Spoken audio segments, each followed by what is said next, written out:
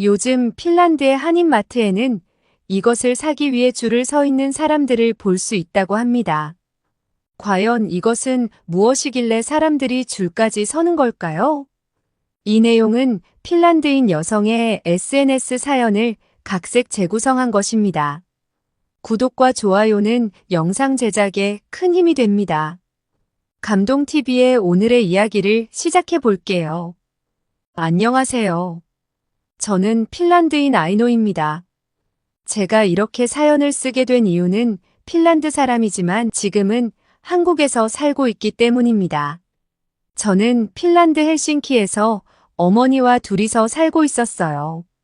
아버지는 제가 어렸을 때 병으로 돌아가셨기 때문에 저는 의사가 되고 싶었습니다.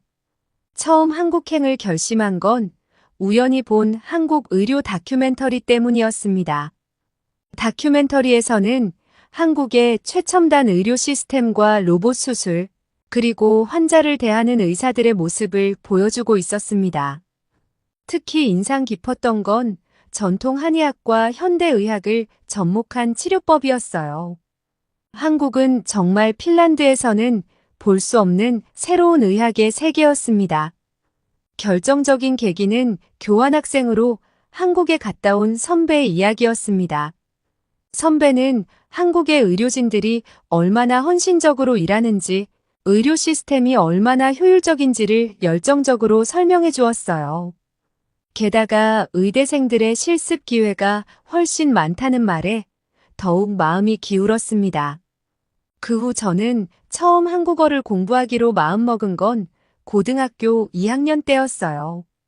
제 책상 한켠에는 한국어 교재가 놓여 있었고 침대 옆 벽에는 한글로 된 의학 용어들을 붙여놓았답니다. 매일 밤 핀란드의 추운 겨울바람이 창문을 때릴 때면 저는 유튜브로 한국 의대생들의 브이로그를 보곤 했습니다. 한 손에는 필기장을 들고 다른 손으로는 자막을 멈추고 따라 적으며 공부했습니다. 특히 의학 용어가 나올 때면 더 집중해서 들었답니다. 어머니는 제 방을 지나가실 때마다 웃으셨어요. 이상한 발음으로 혼자 중얼거리는 저를 보면서요. 하지만 전 포기하지 않았습니다. 매일 조금씩이라도 한국어 공부를 했어요. 하지만 어머니는 제가 한국으로 유학 간다고 했을 때 한참을 반대하셨습니다. 유럽에도 좋은 대학이 많은데 왜 하필 그렇게 먼 나라로 가려고 하니? 하시면서요. 더구나 아버지를 일찍 여인 후로 저희는 둘이서만 살았기에 어머니의 걱정은 더욱 컸습니다. 아이노, 너는 내가 가진 전부야. 그렇게 먼 곳에 혼자 가서 아프기라도 하면 어쩌려고 그러니? 어머니는 제 마음을 돌리려고 설득을 하셨습니다. 스웨덴이나 노르웨이의 대학도 추천하셨고 심지어는 헬싱키 대학에 남아있으면 새 차를 사주겠다고도 하셨습니다. 하지만 전 한국의 의료기술과 시스템이 궁금했습니다. 우리나라와는 다른 의료체계를 배우고 싶었거든요. 엄마 걱정하지 마세요. 제가 잘할 수 있어요. 매일 전화할게요. 영상통화로 제 얼굴도 보여드릴 수 있잖아요. 결국 어머니를 설득하는 데 성공했고 저는 서울행 비행기에 올랐습니다. 창밖으로 보이는 구름을 보며 생각했죠. 이제 곧 새로운 삶이 시작되겠구나. 11시간의 비행 끝에 인천공항에 도착하게 되었는데 저는 비행기에서 내리자마자 너무 놀랐어요. 한국의 공항이 너무 좋아서 여기가 정말 한국이 맞아 의심을 할 정도였습니다. 짐을 찾고 공항철도를 타면서도 자신감이 넘쳤습니다. 그런데 주변에 한국 사람들이 두꺼운 패딩을 입고 있는 걸 보며 영하의 날씨도 아닌데 한국 사람은 추위에 약한가 보다라고 생각했습니다. 저는 대학 입학 전에 1년 동안 한국어 어학원을 다니면서 입시 준비를 하기로 했습니다. 어학원에서의 첫 3개월은 정말 바빴습니다. 오전에는 한국어 수업을, 오후에는 도서관에서 의대 입학 준비를 했어요. 때로는 너무 힘들어서 포기하고 싶을 때도 있었죠. 한국어로 된 의학 용어들을 외우는 건 생각보다 더 어려웠거든요. 그런데 다른 것보다 더 어려웠던 점이 있었으니 그건 바로 한국의 겨울이었습니다. 한국에 도착한 첫 주는 괜찮았습니다. 영상 3도라는 날씨에 이 정도면 봄날이네. 라고 생각했으니까요. 하지만 진짜 추위는 그 다음부터였습니다. 시베리아에서 불어오는 바람이 서울 전체를 휘감더니 체감 온도가 순식간에 뚝 떨어졌습니다. 정말 이상했습니다.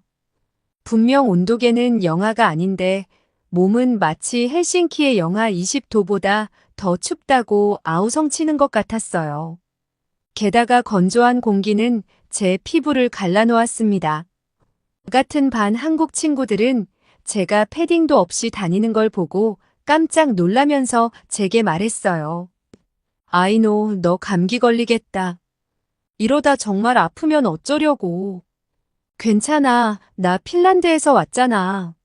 하지만 자신만만하게 굴던 저는 결국 한국 겨울 날씨에 항복했습니다. 도서관에서 공부하다가 집에 돌아가는 길 칼바람에 눈물이 날 정도였거든요. 다음 날 바로 백화점으로 달려가 긴 패딩을 샀습니다. 그리고 친구가 추천해준 내복도 구매했습니다. 핀란드의 추위와 한국의 추위는 완전히 다르다는 걸 확실하게 느꼈습니다. 왜 한국 사람들이 겨울에 그토록 두꺼운 옷을 입는지, 그리고 왜 따뜻한 음료를 그렇게 자주 마시는지를 이해할 수 있게 되었습니다. 한국의 추위에 적응하면서 공부도 열심히 하였습니다. 하지만 생각보다 공부가 힘이 들었는데 어학원 선생님들이 많이 도와주셨어요. 제가 의대 준비를 한다는 걸 아시고 의학 관련 뉴스 기사로 한국어를 가르쳐 주셨답니다. 덕분에 전문 용어들도 자연스럽게 익힐 수 있었어요. 매일 밤 기숙사로 돌아와서도 공부는 계속됐습니다. 한 손에는 한국어 교재를, 다른 손에는 생물학 책을 들고 밤늦게까지 공부했습니다. 룸메이트 리에는 일본에서 온 학생이었는데 저처럼 의대를 목표로 하고 있어서 서로 많은 도움이 됐습니다. 그리고 마침내 그날이 왔습니다. 떨리는 손으로 합격자 발표 웹사이트에 접속했을 때 제 이름을 발견한 순간의 기쁨은 잊을 수 없어요. 즉시 어머니께 전화를 걸었죠. 엄마, 제가 해냈어요. 합격했어요. 어머니도 정말 축하해 주셨고